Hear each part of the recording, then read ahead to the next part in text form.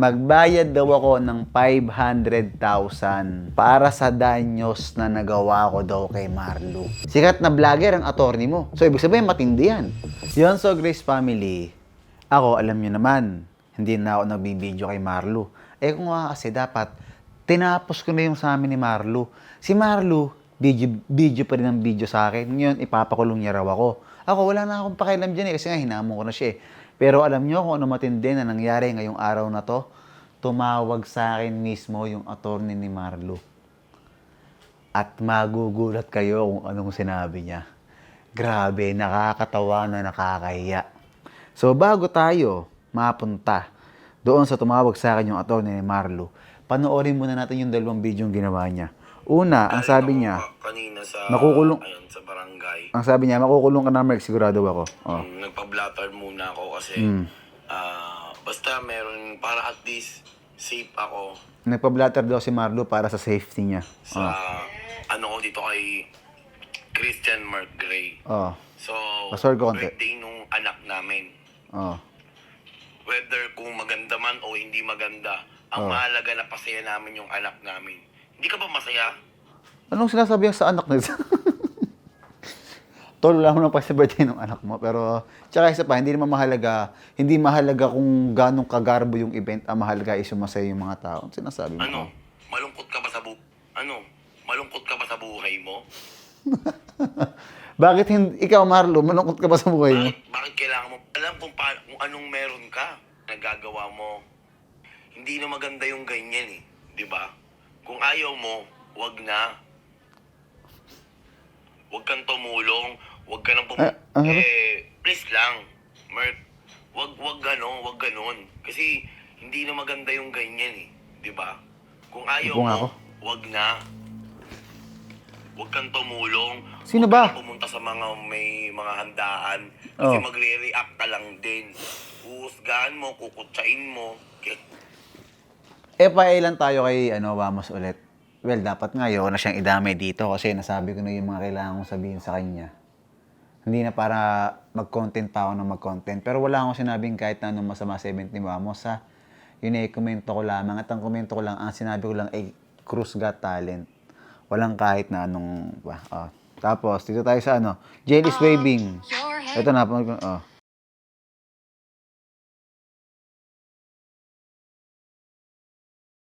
Ano pa si Marlo? Paano naman naging jail is waving yung pag-upo-upo niya dito? Okay. Ganito.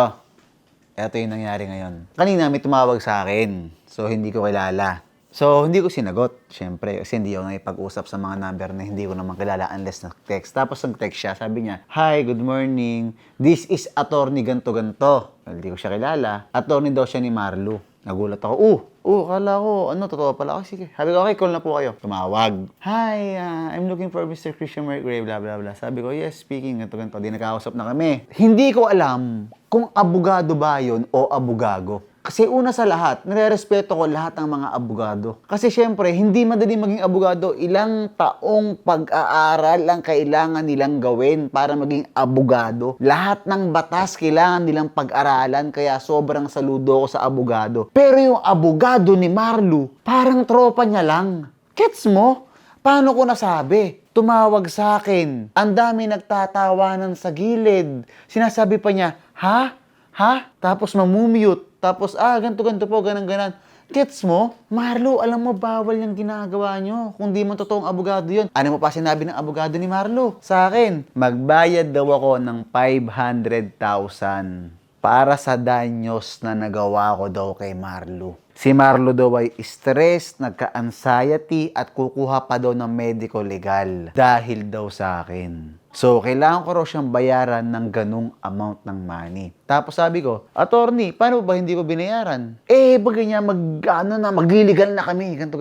Tsaka, alam mo kasi yung salita ng isang professional na tao sa hindi. Gets mo? Siya, ultimo yung, well, hindi naman ako nanguhusga. Pero ako, pagkakaalam ko sa attorney talaga, isa matatalino. Pero siya, alam mo yung parang nang-titrip lang. Alam mo yung parang, ito yung number ni Kuya Mer, tawagan mo, sabihin mo, attorney kita. 500,000 ang hinihingi ng attorney ni Marlo para sa danyos ko raw kay Marlo. 500K sa danyos ko sa'yo? Ano ba nangyari sa'yo, tol? Eh di nakatawag na yung attorney ni Marlo. Ginawa ko naman, syempre, meron kaming personal attorney ng asawa ko eh. Meron talaga kami. Biligay ko yung, kasi ang dapat talaga mag-uusap doon, attorney to attorney. Ngayon, pagkabigay naman, nung number ng attorney ni Marlo sa attorney ko, so tinawagan niya. Pagkasabi raw ng attorney namin ng asawa ko, na si attorney, ganito attorney namin, pinatay daw yung tawag. Tapos hindi na makontak. Bigla daw naging out of coverage area. Marlo, tol, hindi ko na alam kung ano ba mga pinaggagawa mo sa buhay. Anong sinasabi mo sa akin? Ba't naman kita babayaran ng 500,000? Para saan, tol? Yung attorney mo, di man tinda kung attorney talaga. Nagagalit pa sa akin nung tinawagan ako. Meaning, nagano ka pa, jail is waving, na makukulong talaga ako. Sigurado ka ba, Marlo, na makukulong talaga ako? Tol, 500,000 for what? Nagbigay na ako sa'yo, babayaran pa ulit kita ng pera. Parang, men, tol, hindi dapat ganyan. Oh my God, Marlo, anong nangyayari sa'yo? Tol, Marlo, eto lang masasabi ko sa'yo ha. 500,000, kailangan kitang bigyan. Tol, walang problema. Bibigyan kita ng 500,000. Marami ako niyan. Alam ng mga tao yan. 500,000. Ang tanong ko, bakit? Deserve mo ba yung 500,000 na ibibigay ko sa'yo? Tol, mas maraming mga taong sumusuporta sa akin at mas maraming mga nangangailangan kaysa sa'yo. Ikaw, hanggang ngayon, andyan ka pa rin. Ang tagal mo na sa mundo natin, tol, hanggang ngayon, andyan ka pa rin. Nagbibisyo ka, nag-iinom ka, ewan ko kung anong binibisyo mo, hindi mo pinapahalagahan yung mga binibigay sa'yo. Hanggang ngayon, tol, andyan ka pa din. Kailangan mo mang uto ng tao. Well, hindi mang uto to the fact na inuuto mo sila. Mang uto na pati ako uutuin mo na attorney yung kausap ko na hindi naman pala. O sige nga, Marlo. Kung talagang totoo na attorney yung kausap ko, saan ang address nan? Or kung gusto mo mag-meet pa kami, isasama ko yung attorney ko, okay lang sa akin. Diba may attorney ka? Sikat na vlogger ang attorney mo. Yun ang pakilala niya sa akin. Sinasabi niya, di ba, content creator din daw siyang attorney. So, ibig sabihin, matindi yan. Lahat ng attorney, matindi, tapos content creator pa. Sige nga, tol, ipamit mo nga sa akin yan, or pupunta ako sa office nila. Ayoko, ano mo, parang ayoko ginagawa akong tanga. Dahil sa'yo, ang dami-dami ko nang hindi natuloy na mga gagawin. O eto, anong araw ngayon? Sabado. Eto, Sabado ngayon. Ngayong araw, mamimili na ako ng pagbibigyan ng iPhone na to para ma-dispose ko na to. iPhone 15 na green pa rin to. Ngayong araw, kung pinapanood mo to, namimili ako ng pagbibigyan, ha? Ito yung resibo. Sorry, ha? Gusto. Ang dami na pinagdaan ng resibo na to. Kawawa na. So, ito yung resibo na yan. So, ngayong araw, mamimigay ako. So, paano? Di ba? Nasa YouTube kita. Pumunta ka lang sa page ko. Ayun na, doon ako namimili. So, yun lang, Marlo. Ang sa akin na masabi ko lang sa'yo, hindi mo ako kailangan gawin tanga para makahingi ka sa akin ng pera. Nabigyan na kita ng pera noon. Bakit kailangan na naman kitang bigyan ng pera ngayon? Bakit hindi ka magbago-bago? Sinabihan na kita, magnegosyo ka. Ano pa ba naman kailangan, Marlo? Ngayon, meron ka ng attorney? Para lang para takutin ako? Hindi ako natatakot sa'yo, tol. Hindi ako natatakot kasi wala akong ginagawang masama. Hindi ako natatakot sa'yo, men. Anong kakaso nyo sa akin? Oh, may attorney ka, may attorney ako.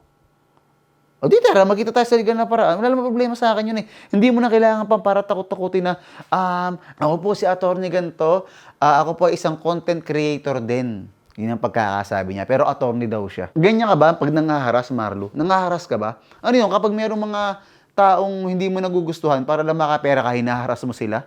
Yun ba yung, Marlo? Kailangan mong harasin na kunwari, kung totoo man yung attorney mo o hindi, kailangan manghaharas ka para lang mabigyan ka ng pera? Paano yan? Nakatapat ka ng hindi takot. Hindi mo alam kung anong mga kaya kong gawin, men. Well, ayoko na. Baka maba pa to kung ano pa masabi ko. So, yun lang naman, guys. So, today is Saturday. Papamigay ko tong iPhone na to. Natatawa na talaga ako kay Marlo. At ayaw niya akong tigilan sa content. Alam ko, nauumay na rin ako. Pero yung tao, content lang. Isipin nyo, hindi ko na nga sinasagot. Nakailang content pa rin sa akin. Eh, wala tayong magagawa. Kaya wag mo akong takotin sa attorney mo kasi hindi ako takot. Okay.